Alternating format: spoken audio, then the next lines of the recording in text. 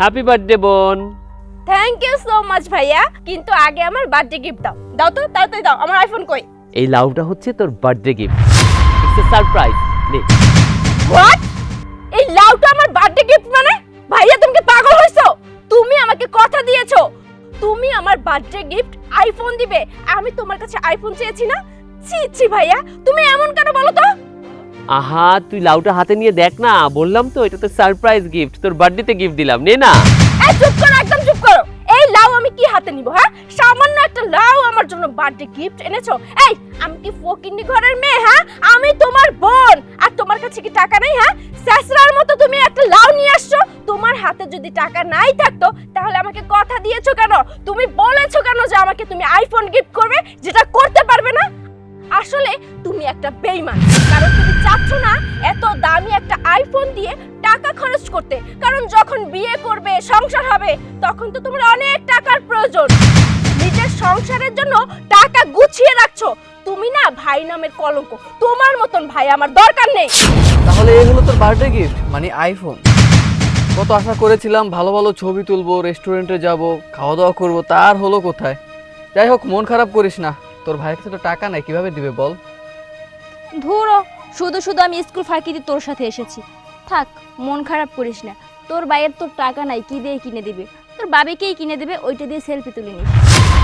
হয়েছে? শান্তি পেয়েছো? মানুষের কাছে আমাকে অপমান করিয়ে খুব শান্তি পেয়েছো? এবার তুমি শান্তিতে ঘুমাতে পারবে? হ্যাঁ বোন, তুই এভাবে কথা বলছিস কেন? একবার এটা নিয়ে তো দেখতে পারতি। হ্যাঁ, চুপ করো তো। তোমার সাথে আমার কথা বলতেও ঘৃণা লাগতেছে, যে কিনা তার একমাত্র বোনকে একটা আইফোন গিফট করতে পারে না, আবার এখানে দাঁড়িয়ে আছো। এই চল। বোন, বোন নিয়ে যা, লাউটা নিয়ে যা।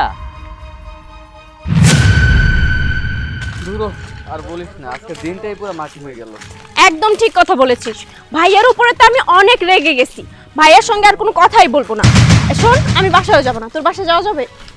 আরে এটা কেমন কথা? কোথায় যাচ্ছ? আর বলো না, আজকে ভাইয়ার সঙ্গে ঝগড়া করেছি, তাই ওর বাসায় যাচ্ছি। ওর বাসায় কিছুদিন থাকবো। বুঝতে পারছি। By the way, happy birthday. Thank you so much. কিন্তু শুধু হ্যাপি বার্থডে, কোনো গিফট নিয়ে আসোনি? গিফট তো অবশ্যই আছে। ওয়েট আ মিনিট, এই নাও। আইফোন? আইফোন? তুমি আমাকে আইফোন গিফট করলে? তুমি আমাকে এত ভালোবাসো, তুমি আমাকে এত দামি একটা আইফোন গিফট করেছো, অথচ জানো আজকে কি হয়েছে? আমার ভাইয়া আমাকে কথা দিয়েছে আমাকে একটা আইফোন গিফট করবে, কিন্তু তার কথা রাখেনি। আজকে আমার বার্থডে, আমাকে সিম্পল একটা লাউ গিফট করে। এটা কোনো কথা বলো? এই জন্য ভাইয়ার সঙ্গে রাগ করেছি, ঝগড়া করেছি, তাই চলে আসছি। আইফোন দেখে এত খুশি হয়ে গেলে, কিন্তু একটাবারও তো জিজ্ঞেস করলো না আইফোনটা তোমাকে দিছে কে? জিজ্ঞেস করার কি আছে? আমি তো দেখলামই তুমি এনেছো। আমার বার্থডেতে আমার বয়ফ্রেন্ড আমাকে আইফোন গিফট করেছে। না, ফোনটা আমি দেই নাই, ফোনটা দিয়েছে তোমার ভাই। এই হলো আইফোন 15 প্রো ম্যাক্স। এটা আজকে আমি আমার বোনকে গিফট করব, তবে একটু সারপ্রাইজ দিয়ে। এই লাউয়ের ভিতর ঢুকে গেল আইফোন। যাই, সারপ্রাইজটা দিয়ে আসি। হ্যাপি বার্থডে বোন। এই লাউটা হচ্ছে তোর birthday gift, it's a surprise. নে। ভাইয়া তুমি কি পাগল হইছো? তুমি আমাকে কথা দিয়েছো তুমি আমার বার্থডে গিফট আইফোন দিবে, আমি তোমার কাছে আইফোন চেয়েছি না? তোমার সাথে আমার কথা বলতেও ঘৃণা লাগতেছে।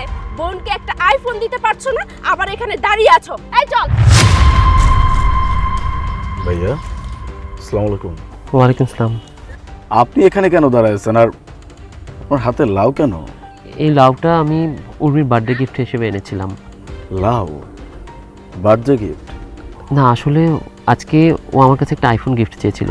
আমি ওকে সারপ্রাইজ দেওয়ার জন্য লাউয়ের ভিতরে আইফোনটা ঢুকিয়ে দিয়েছিলাম, কিন্তু ও ভেবে বসলো আমি ওকে লাউ গিফট করছি। ফোনটা আর লাউটা হাতে পর্যন্ত নিয়ে দেখলো না, আমাকে যা নয় তাই বলে চলে গেল। কি যে করেন আমি এটা, আসলে ভাইয়া ছোট মানুষ তো হয়তো বুঝতে পারে নাই, এই জন্য আপনার সাথে রিঅ্যাক্ট করছে। আপনি এক কাজ করেন, ফোনটা আমাকে দেন। আপনি বাসায় যান, আমি ওকে নিয়ে আসছি।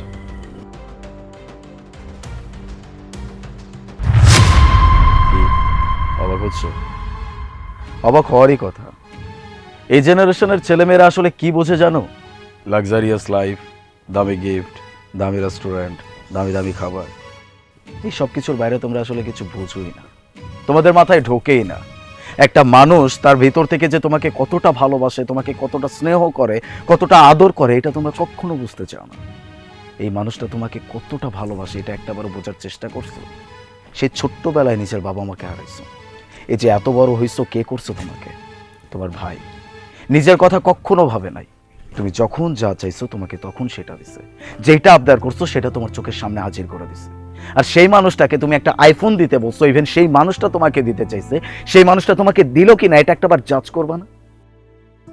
এটা শুধু তার একটা সারপ্রাইজ প্ল্যান ছিল যে সে তোমাকে একটু সারপ্রাইজ দিবে, কিন্তু তুমি কি করলে? কোনো কিছু না বুঝে, না জেনে, না শুনে সেই মানুষটাকে যা ইচ্ছা তাই বলে অপমান করলে। রাস্তায় ওনার সাথে আমার দেখা হয়েছিল, উনি আমাকে সবটা বলছে। কেন এরকম করো? মানুষটাকে একটু বোঝার চেষ্টা করো। কত কষ্ট করে মানুষটা তোমার জন্য, কত ভালোবাসে। এই মানুষটার আদর, স্নেহ, ভালোবাসা, মায়া, মমতা একটু বোঝার চেষ্টা করো। কাকে কি বলতেছি? তোমাকে এসব বলে তো লাভ নেই। তুমি তো বোঝো শুধুমাত্র তোমার লাক্সারিয়াস লাইফ। তুমি বন্ধুদের সামনে অপমানিত হইছো, তোমার ইগোতে হার্ট হইছে। এই জন্য তুমি তোমার ভাইয়ের সাথে কথা বলা তো অনেক দূরের কথা, তার মুখটাও দেখতে চাও না। তুমি তোমার ফ্রেন্ডের বাড়িতে গিয়ে থাকতে চাও। এখনো সময় আছে, বোঝার চেষ্টা করো। এই মানুষটা যদি তোমার মাথার উপরে না থাকে, দুনিয়ায় কিন্তু তোমার কিচ্ছু থাকবে না। উনি তোমার মাথার উপরে একটা বড় বটগাছ, যে বটগাছের ছায়া তোমার মাথার উপর আছে, এই জন্য তুমি এখনো ভালো আছো। আমি ভুল করেছি, আমি অন্যায় করেছি, ভাইয়াকে অপমান করেছি, কষ্ট দিয়ে কথা বলেছি। ভাইয়ের কাছে আমাকে মাপ চাইতে হবে। এই চল।